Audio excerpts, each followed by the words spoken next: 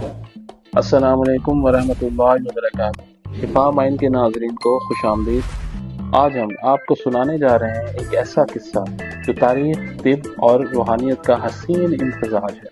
यह दास्तान है मुल्ला अब्दुल हकीम सियालकोटी की और उनके एक शागिर्द की, जो आम इंसान नहीं बल्कि एक ताबेई जिन थे, अब्दुर रहमान। ये वही सियालकोट है जिसे मुगल बादशाह शाहजहां ने बतौर जागीर मुल्ला अब्दुल हकीम सियालकोटी को अता किया।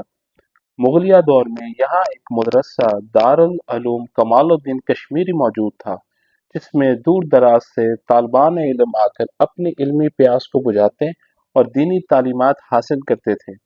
इस जामिया दारुल उलूम के मोहतरम और नाज़िम आला हजरत मौलाना कमालुद्दीन कश्मीरी थे, जिनके लातादाद शागिर्दों में से मुनफरिद और बड़ी शोहरत और मकबूलियत पाने वाले शागिर्द खास मुल्ला अब्दुल हकीम का नाम काबिल जिक्र है।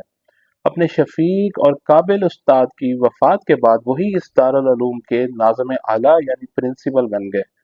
मुल्ला कमालुद्दीन कश्मीरी के सबसे ज्यादा शोहरत पाने वाले शागिर्द अशेख अहमद सरहिंदी अलमारूफ मुजद्दिद अल्फसानी थे, जो मुतहदा हिंदुस्तान के मशहूर शहर सरहिंद से हसूल इल्म के लिए सियालकोट तशरीफ लाए थे।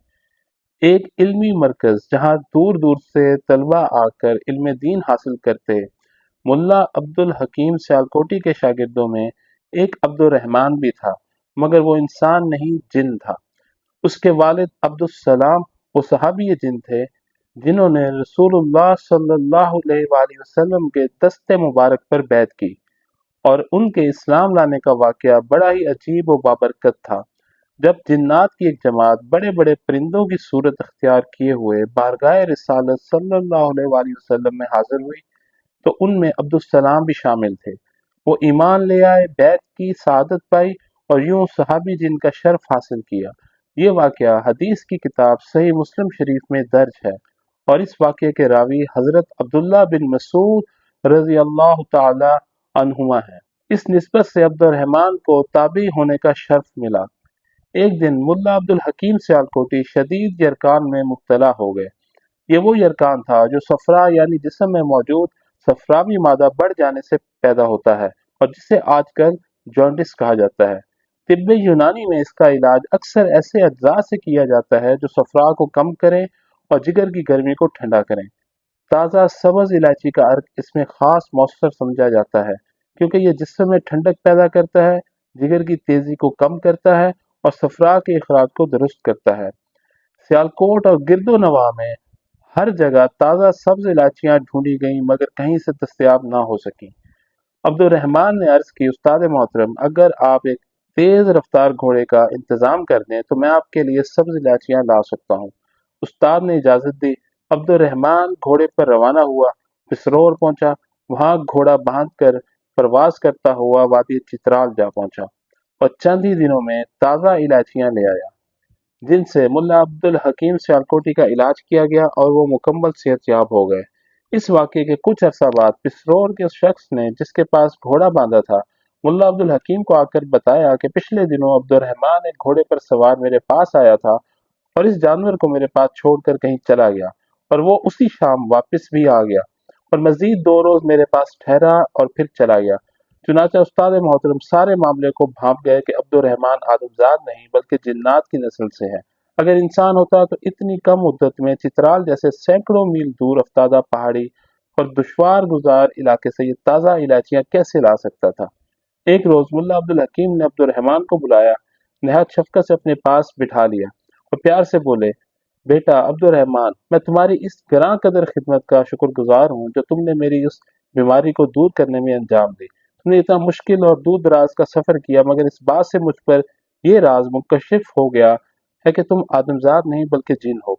हदीस मुबारका में दर्ज है कि जिन्नात से इंसानों को ताल्लुकात इस्तवार न रखना चाहिए। बेटा, तुम्हारा तालीमी कोर्स मुकम्मल होने में भी चंद माह बाकी है, मगर तुम अपनी तालीम को बिल्कुल मुकम्मल ही समझो, लिहाजा तुम ये मदरसा छोड़कर वापस अपने घर चले जाओ। अब्दुर्रहमान ने बड़े अदब से ये अर्ज किया कि इसमें कतन कोई शुबा नहीं कि मैं जिन्नात की नस्ल से हूँ, क्योंकि आपका हुक्म है कि मैं यहाँ से वापस चला जाऊँ। मेरी जानब से 500 शर्फियों का यह हकीर नजराना कबूल फरमाए। उस्ताद मोहतरम ने फरमाया, बेटा मैं वैसे ही तुम पर बहुत खुश हूँ ان اشرفیوں کی کوئی حاجت اور ضرورت نہیں، لہٰذا یہ تم اپنے پاس ہی رکھو اور جو میں نے کہا ہے اس پر عمل کرو۔ عبد الرحمن نے الوداعی السلام علیکم کہا اور وہاں سے پرواز کی اور آگرہ جا پہنچا۔ وہاں پتہ چلا کہ بادشاہ شاہ جہاں دہلی میں موجود ہے، چنانچہ اسی دوران عبد الرحمن نے شاہی محل میں شاہ جہاں کی بیٹی روشن آرا بیگم عمر 12 سال کو اپنی گرفت میں لے لیا۔ شاہ جہاں نے لاہور، ممبئی، امبالہ اور دیگر کئی شہروں سے جنات پر قابو پانے والے بڑے بڑے عامل طلب کیے، مگر سب ناکام و نامراد لوٹ گئے۔ ان میں سے اکثر عاملین نے عبد الرحمن پر قابو پانے کے لیے اپنے وظائف میں آیت الکرسی کا ورد کیا، جواباً وہ سورہ مزمل کا ورد کر کے اس کا اثر زائل کر دیتا، جس سے ان عاملین کا کوئی عمل کارگر ثابت نہ ہوتا۔ ان سب کے بعد سلسلہ نقشبندیہ کے حضرت محمد معصوم صاحب کو سرہند سے آنے کی زحمت دی گئی۔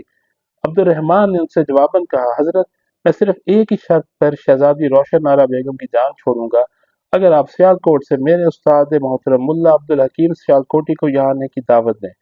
شاہ جہاں نے فوراً چند شاہی اہلکاروں کو سرزمین سیالکوٹ کی طرف روانہ کر دیا۔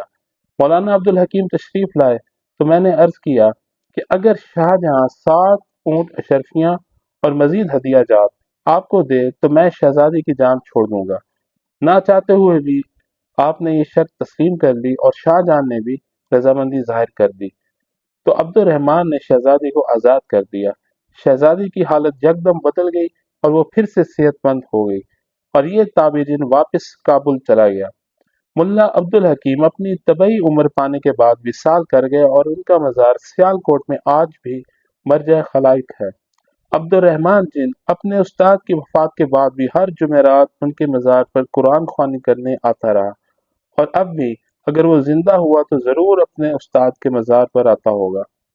یہ تھی ایک شاگرد کی اپنے استاد سے بے مثال وفاداری جو نسل اور مخلوق کی تمام حدیں پار کر گئی۔ اللہ ہمیں بھی اپنے اساتذہ اور مشائخ سے ایسی محبت اور وفاداری عطا فرمائے، آمین۔ اللہ حافظ۔